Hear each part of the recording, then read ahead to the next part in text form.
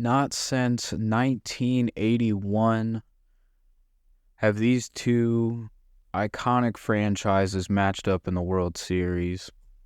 They're by far the two most storied franchises, two of the most expensive franchises, and they are here in 2024 battling it out on the biggest fucking stage in all of baseball and all of the world, hence the term World fucking Series.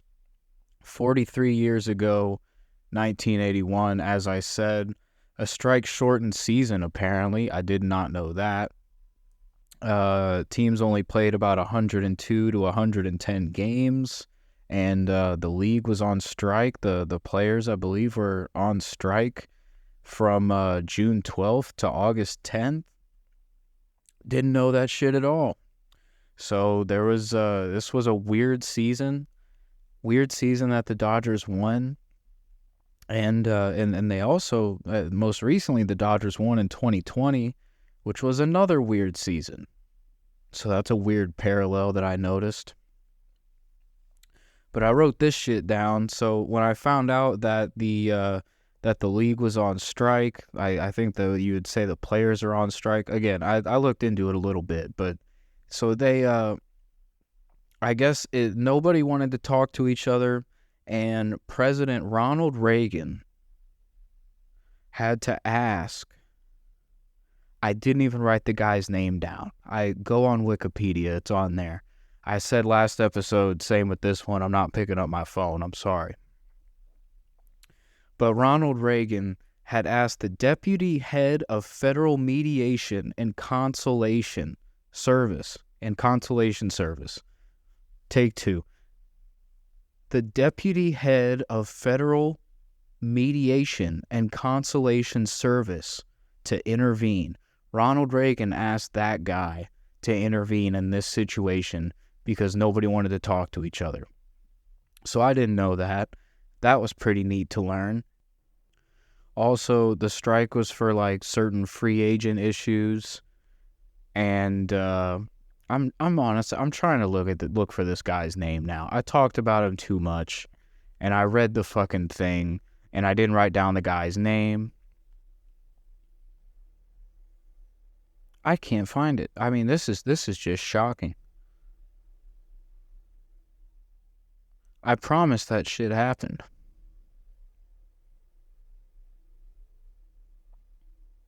I'm sorry, guy, that I didn't write your name down. At this point, I've clicked on like 3 links and haven't found it, so that's my bad. Again, if you happen to find it, feel free to tweet me at the Bullpen Podcast. Actually, the ad is Bullpen Show, but search Bullpen Podcast on Twitter. You should find it. It's called X now, but you fucking know what I'm talking about. Damn, I cannot find that guy's name. I wish I wrote that down. But anyway, that was how the strike ended. There you go. What a great retelling of the 1981 strike. Let's move on. So the Yankees-Dodgers, their first meeting ever, I found this out today, October 1st, 1941.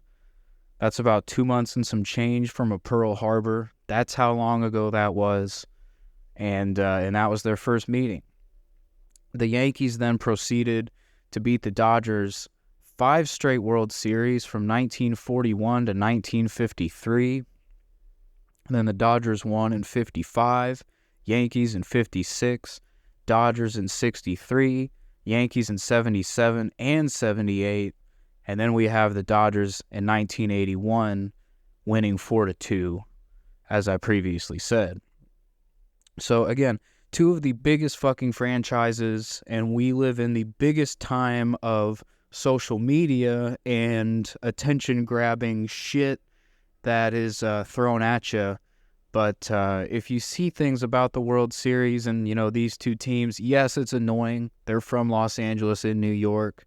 Yes, it's very annoying that the Dodgers spent over $1 billion in the offseason. That's the main reason why my pick has been the Yankees. Again, no disrespect to the Dodgers. Technically, my hometown team right now, but I would rather it be the Yankees. Just this year, in this situation, That's where I'm sitting. And I'm a Cardinals fan, so that's where that's coming from. Shohei got $700 million over 10 years. Yamamoto got 12 years, $325 million. That's 2 players. They're damn good. They're probably going to be worth all that money. But they just can't win it the year right after doing that shit. That's all I ask. Just don't spend $1 billion in the offseason and then win the very next year. Please. That's all I'm asking. But we're going to get to it. We're going to talk about games 1 and 2. The Dodgers are up 2-0. We've got game 3 here in about an hour. And we got the next 3 in New York. So the Yankees are in a situation where they're going to have to win 2 of those games just to stay alive. They have to. How did the Dodgers win those 2 games? I'm going to get into it a little bit. Because, again, I actually got to watch it. I got YouTube TV. You're welcome, Google, for getting more of my fucking money. So the Yankees up 2-1 most of the game, I'm pretty sure. Game gets tied up. Extra innings happens. It's 2-2 in extra innings. This is when some crazy shit happens. Jazz Chisholm Jr. So 10th inning. No extra inning runner in the postseason. I'm pretty sure that's the situation. No extra inning runner, right? Jazz Chisholm gets a base hit in the 10th. He steals 2 bases, gets to third base. Anthony Volpe grounds out to shortstop, I think. Game's 3-2. Game's 3-2. Of course, plenty of shit happened before this, but here's where we're starting. You know, Giancarlo hit a home run, like his fifth in a row or something, 5 games in a row with a home run. That's pretty nuts.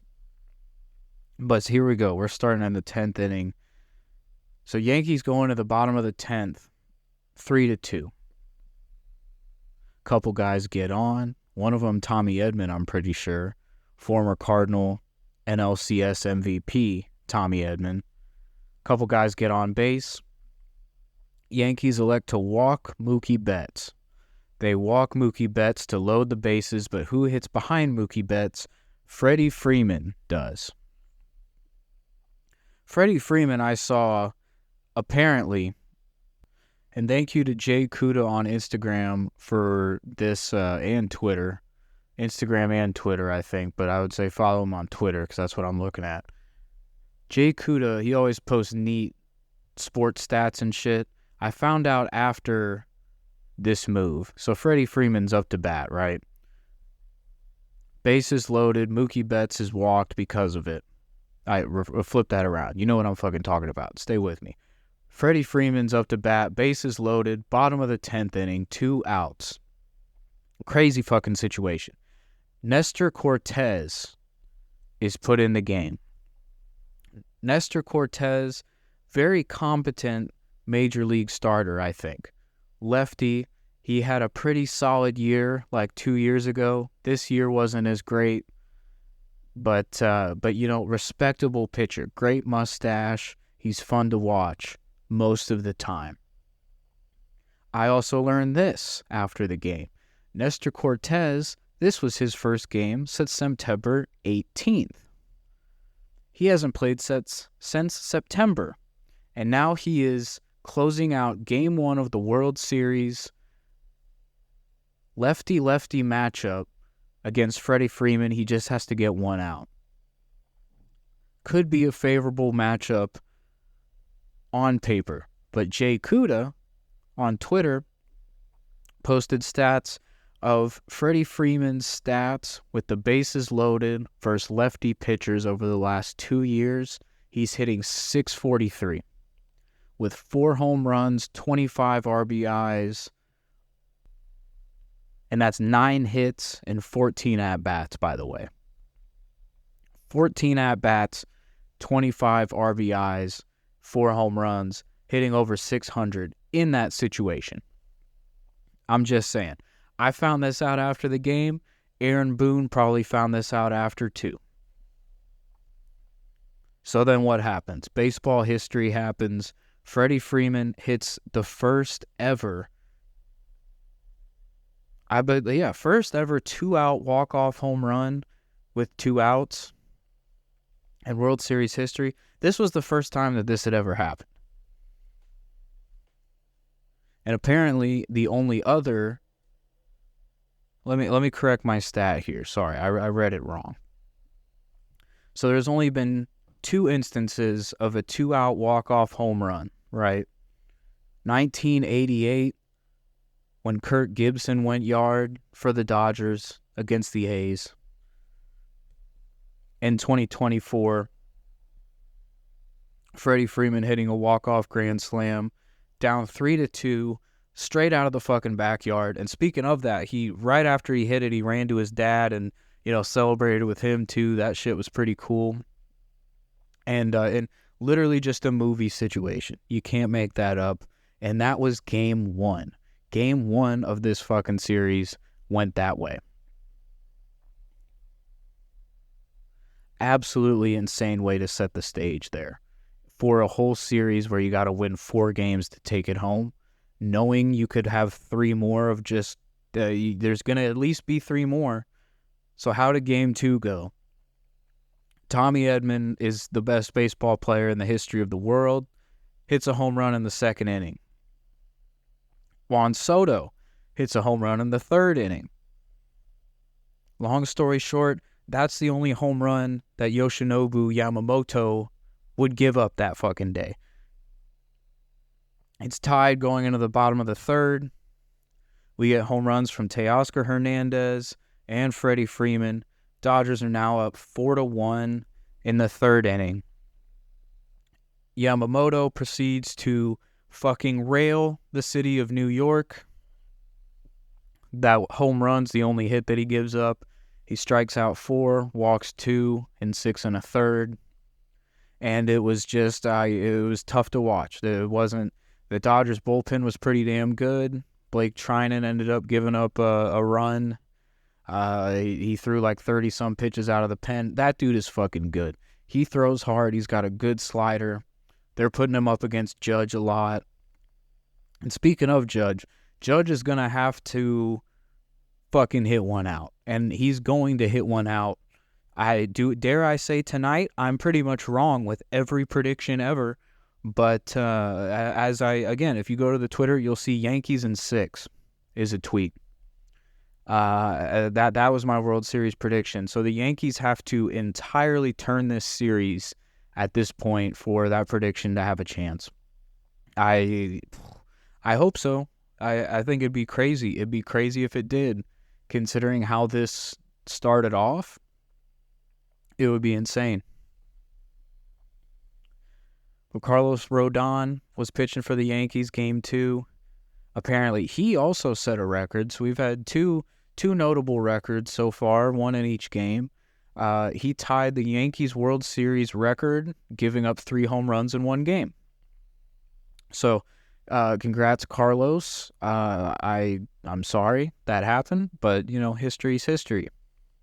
Shohei also got hurt. He got his left shoulder injured, and it looks like he's going to play in game 3. He was like sliding and kind of injured it, but he's still, I still love Shohei. Shohei's still like one of my fucking favorite baseball players. He's up there big time. But again, my pick was the Yankees. I'm sorry. That's just what felt right. No disrespect to Shohei. I think he's still the best player in all of baseball, and Aaron Judge is number 2. And that's another reason why we've got such a big fucking matchup here, because of those 2 crazy damn good players going against each other. And both teams have a pretty decent supporting cast too. The Dodgers have a Freddie Freeman, Mookie Betts, and Yankees have Juan Soto. Garrett Cole was damn good in game 1, but only taken out after 88 pitches. I saw that was a point that Derek Jeter brought up that he thought was kind of horse shit. He didn't say that, but he thought it was stupid. So it's been fun. It's been fun, and I'm hoping the Yankees can turn the tide here. Game 3's coming up in a little bit, so I'm going to get the fuck out of here. We got Walker Buehler versus Clark Schmidt tonight in New York, about 5 p.m. Pacific time for me. And, yeah, man, I just hope it's a fucking good one. First game in New York, you know, they're probably going to get Jay-Z on the field or something. LA had Ice Cube out there shit talking and rapping and shit. New York's going to do something. I know it. So, yeah, I'm excited to talk about the rest of the World Series. If we get to Game 7, that'd be fucking sick, because I know I'm talking about every game is what I'm talking about, and that'll make an episode. Ha ha. Again, if you're listening, I appreciate it. You can find the podcast on Twitter. You can see me tweeting dumb shit. I'm trying to do that at least once a day. And, Spotify, Apple, all that shit. If you're listening, I really do appreciate it. I feel like I've said it a lot. And I'll be back soon enough. Game 3 tonight. Have a great fucking week whenever you're listening to this.